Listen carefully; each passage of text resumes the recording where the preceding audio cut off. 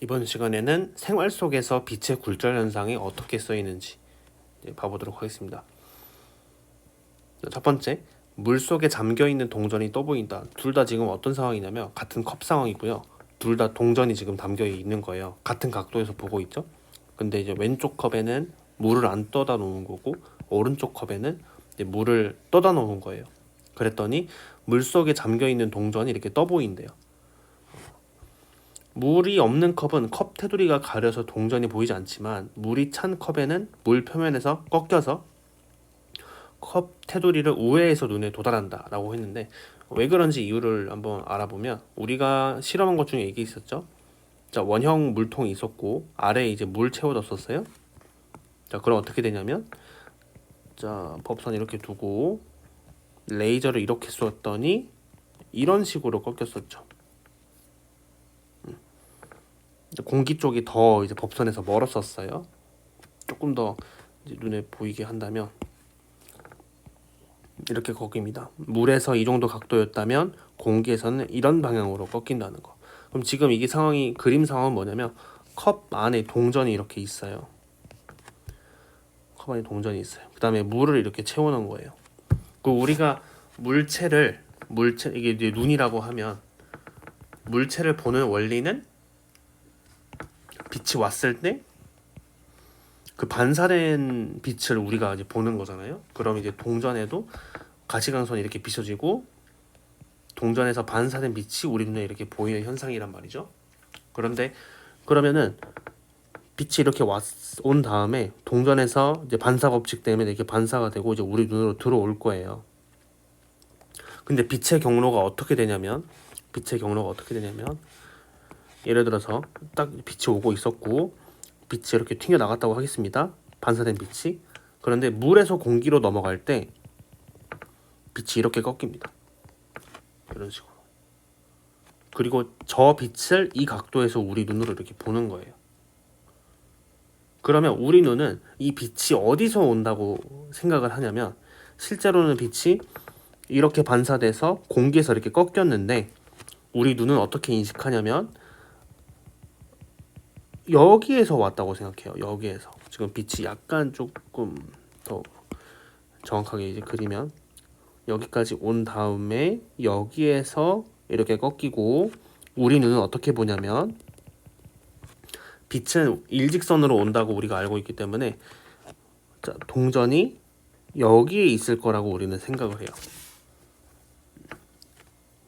그래서 지금 여기 부분에서는 어떻게 보이는 거냐면 동전이 떠 보이는 거로 이제 보이겠죠. 그런데 만약에 물이 없었으면 이제 똑같은 각도에서, 이거를 그대로 한번 그려보겠습니다. 이게 이제 무슨 말이냐면, 자, 오른쪽에 한번 더 그려볼게요. 이렇게 있으면 이제 물이 없는 상황이면 굴절을 어떻게 하냐면 저 빛에서 나온 건 그대로 이렇게 오겠죠? 그러면 이 상황에서는 우리 눈이 보이는 게 지금 없는 거예요. 동전에서 반사돼가지고. 그쵸? 안 보이잖아요. 이런 식으로. 눈에 들어온 빛이 없기 때문에. 그래서 이 굴절의 원리 때문에 물에서 공기로 갔을 때 이런 식으로 꺾여서, 그럼 이제 우리 눈은 이 빛이 여기서 이렇게 왔겠구나 라고 보기 때문에 동전이 떠 보이게 된다는 거. 이런 현상. 그 다음에 두 번째, 물컵 안에 넣은 빨대가 꺾여 보인다 라는 거. 이것도 한번 생각해 보세요. 오른 위에서 봤던 거랑 비슷하게 어떤 원리로 꺾여 보이는지 한번 생각해 보세요. 어쨌든 꺾여서 보인다. 특히 이제 이 첫 번째 있는 이 그림, 이게 이제 우리가 배운 빛의 굴절 현상을 잘 보여주는 예시 중에 하나가 되겠고요. 원리는 동전 형태랑 이제 비슷합니다. 그리고 신기루 현상. 이건 이제 어떻게 보이냐면은 공기가 뜨거울수록 속력이 빠를까요? 찰수록 속력이 더 빠를까요? 우리가 이거 먼저 봐볼까요? 이건 이렇게 생각을 해야 돼요. 예를 들어서 소한 매질이랑 밀한 매질이 있다고 해볼게요. 그러면 소한 매질에서 속력이 더 빠르죠. 밀한 매질에서는 더 밀하니까 속력이 이제 느리고, 그럼 빛이 어떻게 이제 꺾이냐면, 자, 밀한 매질에서 법선에 더 이제 밀하다고 했었으니까 이렇게 됩니다. 그럼 이걸 어떻게 우리가 정리할 수 있냐면, 원래는 빛의 방향이 이렇게 됐었어야 되는데 매질이 바뀌어서 꺾였어요. 어떻게 꺾이냐면 이런 표현도 있어요. 속력이 빠른 곳에서 느린 곳으로 꺾인다. 그리고 원래는 이 방향이었는데 속력이 빠른 곳에서 느린 방향으로, 빠른 곳에서 느린 방향으로, 그래서 이 방향으로 꺾인다. 이제 이렇게 또 표현할 수가 있어요. 그거 생각해서 한번 해볼 거예요. 자, 뜨거운 공기랑 찬 공기가 이런 식으로 있어요. 어떤 매질에서 더 빛의 속력이 빠르죠? 어떤 매질에서 속력이 더 빠를까요? 바로 자, 뜨거운 공기일수록 입자들이 더 많이 퍼져 있기 때문에 빛을 더 방해를 안 해요. 그래서 그럼 이제 땅 부분이 더 뜨겁고 윗부분이 상대적으로 차가우니까 빛의 속력은, 파동의 속력은 윗부분 찬 공기에서 더 느리고 아랫부분 뜨거운 공기에서 더 이제 속력이 이제 빠를 거예요. 네, 그렇게 되고, 그 다음에 빛이 이제 나무로 이렇게 오고 그 나무에서 이제 반사된 빛이 있을 거예요. 예를 들어서 이런 식으로 나무에서 빛이 이렇게 반사가 됐겠죠. 그 빛이 있을 건데, 그러면 예를 들어서 여기서 나온 이 빛을 보면 원래 이 빛은 이렇게 나와야 되거든요. 이렇게 쭉 직진을 해야 되는데 굴절이 어떤 방향에서 어떤 방향으로 되냐면 빠른 곳에서 느린 곳으로 꺾이게 됩니다. 그래서 이 빛은 빠른 곳에서 느린 곳 방향으로 꺾이니까 이런 식으로 꺾일 거예요. 연속적으로 이렇게 꺾이게 됩니다. 그러면 여기서 이 사람 눈에 보였던 이 빛은, 이 사람은 여기 최종적으로 온 이 빛을 어디서 온 거라고 보냐면, 빛은 직진성이 있기 때문에 쭉 이어보면 여기 부분에서 왔다고 생각해요. 그래서 바닥이 상대적으로 더 뜨거운 지역에서는 신기루 현상이 이런 식으로 보이게 됩니다. 실제 사진은 이런 식으로 뒤집힌 상이 이렇게 보이죠. 실제 이제 신기루 치킨 현상. 자, 이 원리입니다. 자, 그 다음에 바닥 쪽이 더 찬 경우는 약간 좀 달라져요. 바닥 쪽에서 예를 들어 찬 해수면이 있다고 해보게요. 그러면 상대적으로 아랫부분에서 속력이 더 느리고 윗부분이 상대적으로 따뜻하니까 속력이 더 빠를 거예요. 빛의 속력이 더 빠른 이유는 온도가 더 높을수록 입자들이 더 많이 띄엄띄엄 돼 있으니까 빛의 경로를 더 방해를 안 하니까, 그래서 온도가 따뜻할수록 빛의 속도가 더 빠르다는 거 이렇게 외워두면 되고, 그 다음에 여기서도 마찬가지로 이 배에서 빛이 이제 반사가 되겠죠? 이런 형태로 이제 반사가 될 거고, 그럼 저 반사된 빛이 우리 눈으로 이제 멀리 떨어진 우리 눈으로 이제 보이는 건데, 예를 들어서 이 빛이 이렇게 원래는 이렇게 와야 돼요. 그런데 매질이 위아래가 다르기 때문에 굴절이 일어나는데, 굴절이 어떻게 일어나냐면 속력이 빠른 곳에서 느린 곳으로 꺾입니다. 그래서 이 빛이 속력이 빠른 곳에서 느린 곳으로 이런 식으로 이제 꺾이게 돼서 여기 있는 사람의 눈에는 이쪽 방향의 빛이 이제 오게 되고, 그 우리는 이 빛이 어디서 온 거라고 생각하냐면 여기서 온 거라고 생각해요.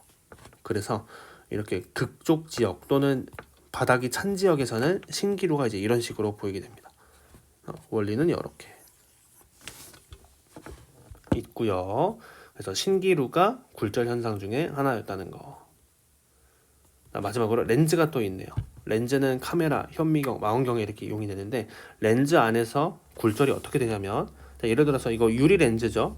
그러니까 안에 이제 유리로 꽉 채워져 있는 거예요. 그럼 빛 입장에서는 공기에서 오다가 유리 매질로 바뀌기 때문에 굴절이 일어나요. 근데 저기 부분을 확대해서 그리면 어떻게 되냐면, 자, 볼록 렌즈가 이제 이렇게 있고 윗부분만 그리면 빛이 이렇게 쭉 오고 있었어요. 그러면 여기 접선을 이렇게 그려주고, 접선의 수직인 수직선, 법선을 이렇게 그려줍니다. 자, 그러면 공기에서 입사각이 이제 이 정도 됐었고, 유리 안이 더 밀하죠. 그래서 밀한 매질에서 수직선에 더 밀접하기 때문에 이런 식으로 꺾이게 될 거예요. 더 밀접하게. 그리고 이 빛이 유리 안에서 또 이렇게 진행을 하다가 유리에서 공기로 또 가겠네요. 마찬가지로 접선 이런 식으로 그려주고 접선의 수직인 법선 여기서 각도는 이 정도. 그러면 얘보다 더 이제 공기 주니까 더 소한 매질로 갔잖아요. 그러면 이런 식으로 이제 꺾이게 될 거예요. 이렇게 약간 지금 오버됐는데 약간 이런 식으로 더 수직선에서 더 멀게 이런 식으로. 그러면 멀리서 보면 이제 어떻게 보이냐면 렌즈로 빛이 들어가면 어때요? 이렇게 모이는 식으로 이제 보이게 돼요. 이렇게 되겠죠. 그러면 쉽게 그리면 이렇게 돼 있는데 실제 안에서는 빛이 이렇게 두 번 꺾이는데 멀리서 보면 이런 식으로 정리할 수 있겠습니다. 가운데 지점으로 들어오는 건 꺾일 게 없으니까 안에서 속력만 바뀌었을 거고 그 다음에 위쪽에서 오는 건 여기서 꺾이고 여기서 꺾여서 표현은 이제 이렇게 하고요. 그 다음에 아래쪽에서 오는 건 여기서 꺾이고 여기서 꺾여서 이렇게 보입니다. 그래서 볼록 렌즈는 빛을 이 원리 때문에 모은다고 할 수 있는 거예요. 오목 렌즈도 한번 우리가 생각을 해볼 거예요. 오목 렌즈는 이렇게 생겼죠. 오목 렌즈는 예를 들어서 여기 윗부분에서 빛이 이렇게 온다고 해볼게요. 그럼 마찬가지로 법선 그려주고 수직선 그려주고 유리 안으로 들어왔기 때문에 더 밀하는 곳에서 더 수직선에 밀접하게. 이게 그림이 조금 애매해지네. 이렇게 왔으면 여기에서 유리에서 더 밀접해야 되니까 약간 이제 약간 윗방향으로 지금 수직선이 조금 애매한데 그 다음에 여기 입장에서는 수직선 여기 각도 그 다음에 이것보다 여기 수직선에서 더 멀어야 되니까 이 방향으로 이런 식으로.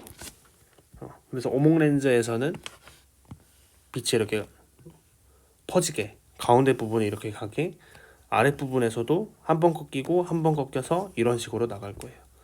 오목 렌즈는 이런 식으로 그림이 그려진다는 거 이것도 여러분 한번 연습해 보세요. 네, 이렇게 되겠습니다. 그래서 이번 시간에는 굴절 현상의 예시를 같이 봐봤었어요. 동전이나 빨대가 떠 보이는 현상, 신기루 현상, 그 다음에 렌즈에서 빛이 모아지거나 퍼지는 현상 이렇게 해서 굴절 현상의 예시까지 공부를 해봤습니다.